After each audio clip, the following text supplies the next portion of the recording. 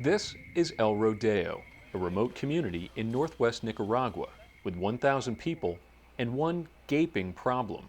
But that's about to change.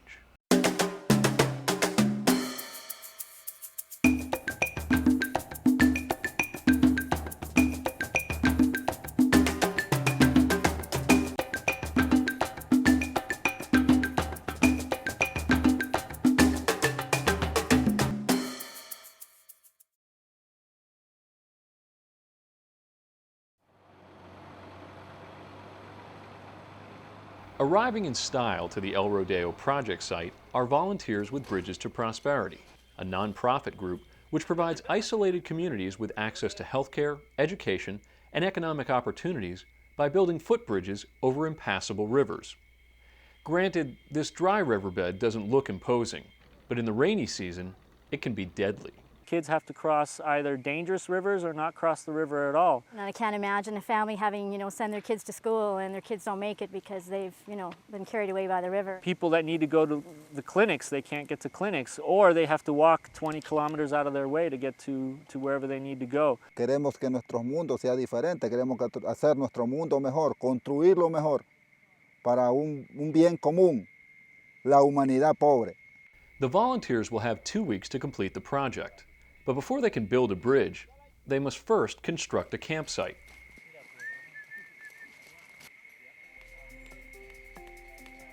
Nicaragua is certainly different than New York City. We're in this small village here, no amenities as far as what you'd normally know, electricity really, no TVs, no radios, it's just camaraderie, just people working together. It's good for our team to come and be in humble spacing, rustic accommodations.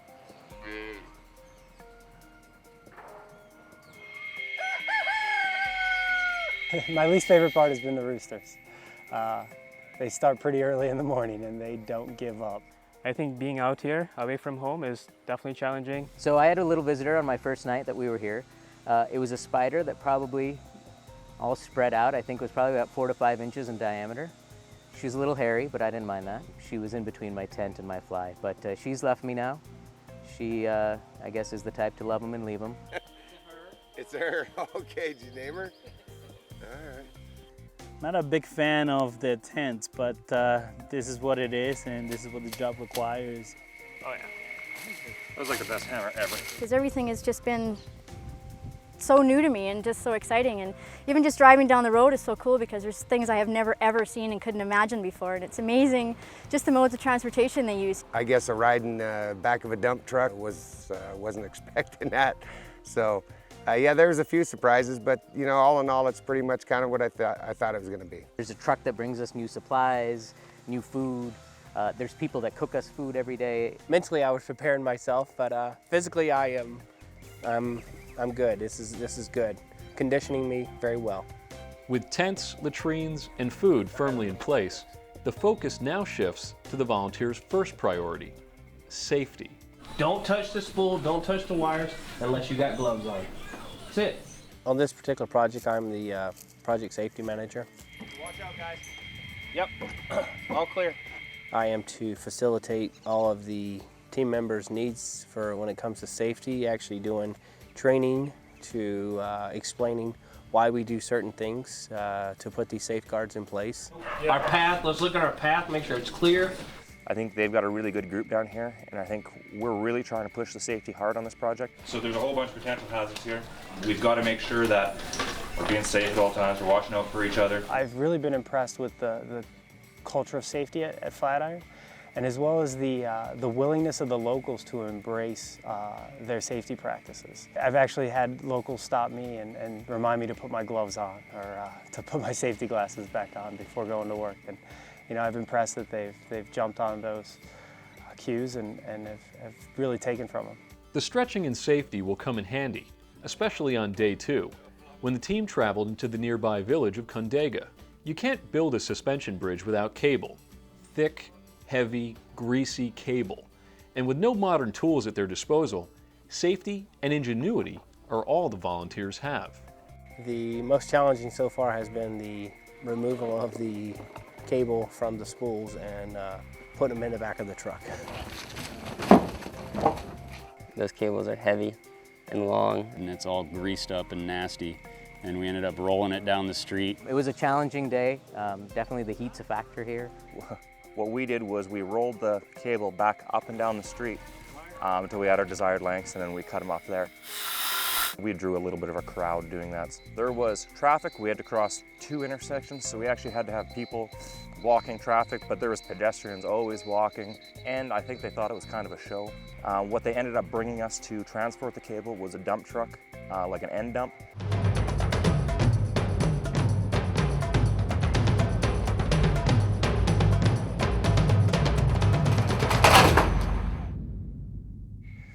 It required some thinking.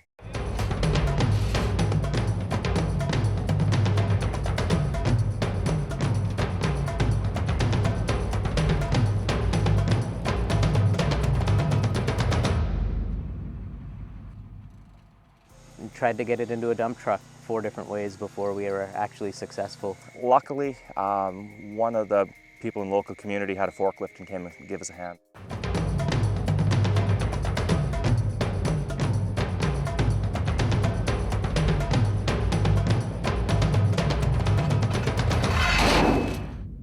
It was a big achievement with very little payoff in just getting 4 bundles of wire here. So it was definitely, it was an experience, but it was fun. We had a few hiccups on the way, but we were able to complete that task and get it here on site. With the cable now safely delivered to the project site, the volunteers settle into a builder's rhythm. It's been really good to kind of be amongst 15 to 20 new people and realizing that, you know, all these different personalities have come together for one common cause. We are kind of all leaders in wherever we're coming from. So it's kind of a good exercise as a team building thing to realize where you can put yourself within a team and not always be the leader. You throw away the fact that you came from Flatiron, you came from Turner, you came from wherever, and all you are down here is just this group. And I think that's what we're able to do. I think we're doing really good at that, is everybody working together as a unit, nobody's separating into their own little things, and everybody's personalities seem to be, you know, all getting along, and everybody's pulling their way and working hard. They get together, they form a very solid team. When they go back, they keep in touch, it develops friendships, it strengthens the bond within the different divisions in the companies and within our sister companies. These ain't on the sticker. The group dynamic's fun. I mean, we pick on each other a little bit, but we seem to all get along. So far, we've had some pretty good bonding times. That, although we found out not everyone likes karaoke country music. And all hang around as long as you will let me. Who knew? I've been really encouraged that we've, you know, just completely meshed as a group. We sit side by side at lunch and dinner, and, you know, I really enjoyed the sense of community that we've already developed. We couldn't ask for a better team. We really complement each other very well. But as the bridge is going up, the team notices the language and cultural barriers are going down. We eat dinner and work side by side with the locals. During the evening, we have a few beverages and play some cards and tell stories, and it's a great way to get to know each other. It's kind of funny to see the language barrier and how everyone's trying to overcome it and communicate together, and I think it's been fairly successful. I know a little broken Spanish, and that's what it is, broken Spanish. It's not nearly enough to communicate, but I'm learning. He'll be talking in Spanish to me and I'll be talking in English to him. And we'll have a conversation for a while, and then someone that can translate will come. And we've actually been saying the same thing to each other. I'm happy that I'm able to help with the communication process with both teams. These masons that build these towers, I wouldn't stand a chance trying to build those towers. And that's one thing that I love about projects like this. There's definitely a relationship that you build with the locals. Yo he estado analizando de que hemos aprendido mucho junto a ustedes. Entonces, primera vez que trabajo con americanos. Y muy bueno porque se ven que son bien compañeristas, son amigables y una buena experiencia para mí. People in here don't have much, but they are almost bending backwards to try to help us, make us feel at home and make us feel welcome. So, you know, we're being part of the community. You know, showing that you know, the world's not all bad. I think it's a great thing. It's looking like a suspension bridge. So far, so good. All the pieces have gone together really well. So I don't know what time it is, 11 o'clock, something like that, on Monday, and we just crossed the bridge for the first time, and I took the honors before anyone else did. So. After 10 days of labor, El Rodeo has been successfully bridged, leaving a safe passage for this community and deploying an experience and a passion with each of the volunteers. Designing something in the States and seeing it come to life thousands of miles away in a different country is just amazing. It's nice getting out of the office and back into the field. Even though this is a little more into the field than I'm used to, it's been actually quite rewarding. This experience is very different from a standard 9-to-5 job, sitting in a cubicle or in an office. It's actually an unbelievable opportunity to learn and experience, to get your hands dirty. It's not like building a stool in woodworking class. This is something actually like real and useful and something that's huge. I really feel like we're having an impact on the community. I think they're learning from us, but at the same time I think I'm going to take a lot from this trip. No matter how hard they got it, they all seem happy. It's just amazing that they're content with what they have, and it's too bad that we can't be a little bit more like that. I think just the experience overall, I think it just enriches your life.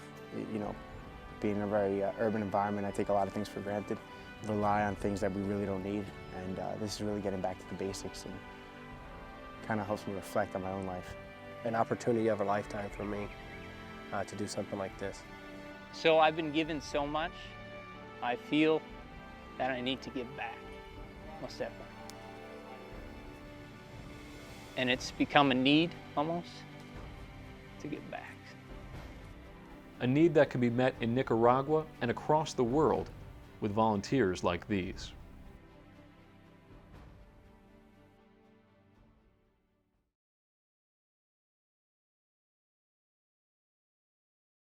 You there, brother? Yep. You okay? Oh, yeah. Okay, just make sure you're alive. What time is it?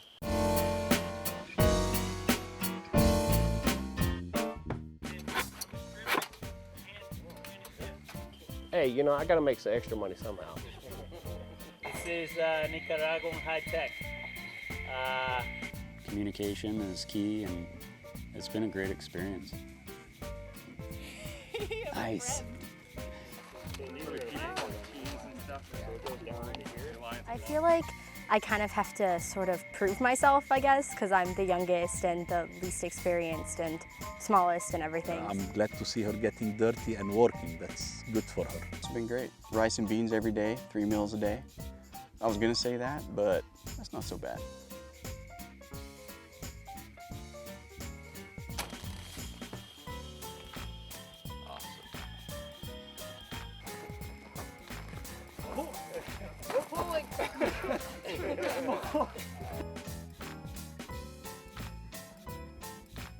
So I think that's our goal over here.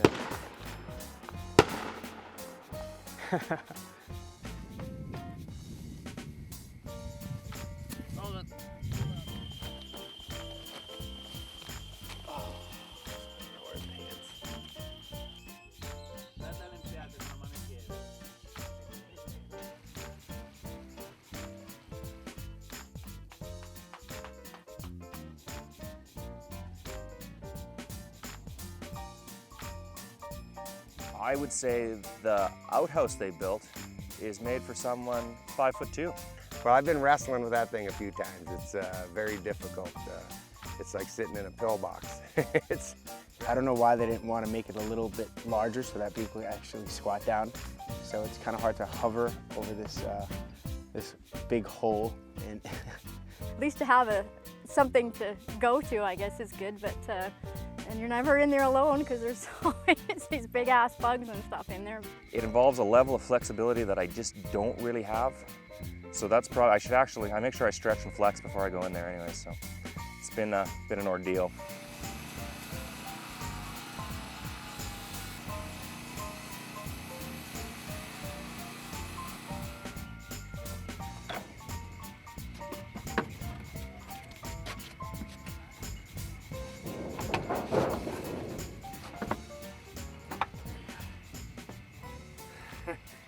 Oh, I love it. This is great.